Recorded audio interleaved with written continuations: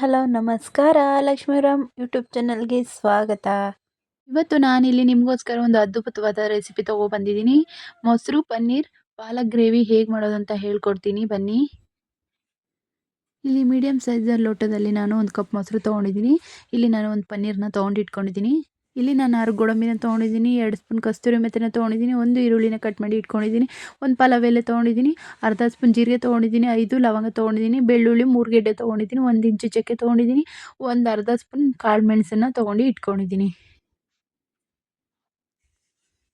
ನಾನಿಲ್ಲಿ ಒಂದು ಹಿಡಿಯಾಗಷ್ಟು ಕೊತ್ತಂಬರಿ ಸೊಪ್ಪನ್ನ ತೊಗೊಂಡಿದ್ದೀನಿ, ಚೆನ್ನಾಗಿ ತೊಳ್ಕೊಂಡು ಇಟ್ಕೊಂಡಿದ್ದೀನಿ. ಇಲ್ಲಿ ನಾನು 15 ಮೆಣಸಿನ್ಕಾಯಿನ ತೊಗೊಂಡಿದ್ದೀನಿ, ಹಸಿಮೆಣಸಿನ್ಕಾಯಿ. ಗ್ಯಾಸ್ ಆನ್ ಮಾಡಿ ಹಂಚನ್ನ ಇಕ್ಕಿದ್ದೀನಿ. ಹಂಚು ಬಿಸಿಯಾಗಿದೆ. ಇವಾಗ ನಾನು 1 ಸ್ಪೂನ್ ತುಪ್ಪನ ಹಾಕೋತಾ ಇದ್ದೀನಿ. ನಾನಿವಾಗ ಕಟ್ ಮಾಡ್ಕೊಂಡಿಟ್ಟಿರುವಂಥ ಪನ್ನೀರ್ನೆಲ್ಲ ಇದರಲ್ಲಿ ಹಾಕೋಬೇಕು. ಇವಾಗ ತುಪ್ಪ ಬಿಸಿ ಆಗ್ತಾ ಇದೆ. ಇವಾಗ ತುಪ್ಪ ಲೈಟಾಗಿ ಬಿಸಿಯಾಗಿದೆ. ಇವಾಗ ನಾನಿದು ಸಣ್ಣ ಸಣ್ಣದಾಗಿ ಕಟ್ ಮಾಡಿ ಇಟ್ಕೊಂಡಿರುವಂಥ ಪನ್ನೀರನ್ನು ಹಾಕೊತಾ ಇದ್ದೀನಿ. ಪನ್ನೀರು ನಮ್ಮ ದೇಹಕ್ಕೆ ತುಂಬಾ ಒಳ್ಳೆಯದು, ಬುದ್ಧಿಶಕ್ತಿ ಜಾಸ್ತಿ ಹೆಚ್ಚಿಸುತ್ತೆ ಅಂತ ಹೇಳ್ತಾ ಮಕ್ಕಳಿಗೆ ಇದನ್ನು ಜಾಸ್ತಿ ತಿನ್ನಿಸಿ. ಇಲ್ಲಿ ನೋಡಿ ಎಷ್ಟು ಚೆನ್ನಾಗಿ ಫ್ರೈ ಆಗಿದೆ ಅಂತ. ಇದಕ್ಕೆ ನಾನು ಒಂದು ಚಿಟಿಕೆ ಅರಿಶಿನ ಪುಡಿ, ಒಂದು ಚಿಟಿಕೆ ಉಪ್ಪಿನ ಪುಡಿ ಹಾಕ್ಕೊಂಡು ನೀಟಾಗಿ ಫ್ರೈ ಮಾಡಿದೆ. ಈ ಥರ ಉಲ್ಟಾ ಮಾಡ್ಕೊಂಡು ನೀವು ನಿಧಾನಾಗಿ ಫ್ರೈ ಮಾಡಿ.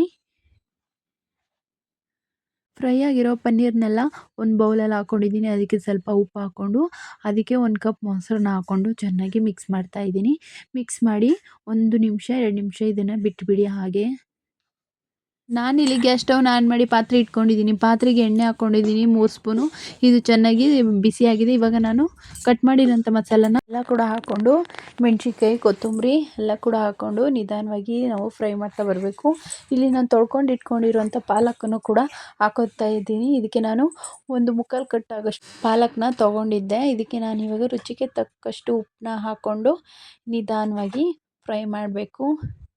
ನಿಧಾನವಾಗಿ ನೀವು ಫ್ರೈ ಮಾಡ್ತಾ ಬನ್ನಿ. ಆ ಪಾಲಕ್ಕು, ಈರುಳ್ಳಿ, ಬೆಳ್ಳುಳ್ಳಿ ಮತ್ತು ಚಕ್ಕೆ, ಮಸಾಲೆ ಎಲ್ಲ ಚೆನ್ನಾಗಿ ಫ್ರೈ ಆಗಬೇಕು.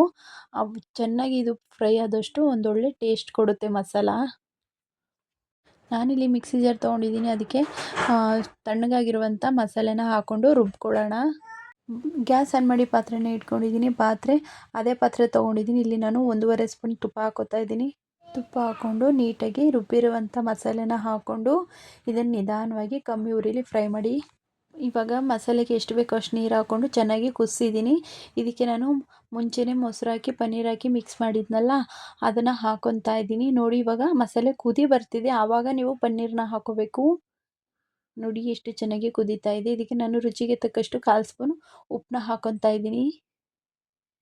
ಪನ್ನೀರನ್ನ ಮಿಕ್ಸ್ ಮಾಡಿ ನೀಟಾಗಿ ಇದನ್ನು ಕ್ಲೋಸ್ ಮಾಡಿಬಿಡಿ. ಪನ್ನೀರ್ ಗ್ರೇವಿ ಹೇಗೆ ಬಂದಿದೆ ನೋಡೋಣ ಬನ್ನಿ. ತುಂಬಾ ಅದ್ಭುತವಾಗಿ ಬಾಯ್ಲ್ ಆಗಿದೆ. ನೋಡ್ತಾ ಇರ್ಬೋದು ಎಷ್ಟು ಚೆನ್ನಾಗಿ ಇವಾಗ ಆಗಿದೆ ಅಂತ. ಮೊಸರು ಪನ್ನೀರ್ ಪಾಲಕ್ ಗ್ರೇವಿ ಹೇಗೆ ಬಂದಿದೆ ನೀವೇ ನೋಡ್ತಾ ಇರ್ಬೋದು. ತುಂಬಾ ಅದ್ಭುತವಾಗಿ ಬಂದಿದೆ.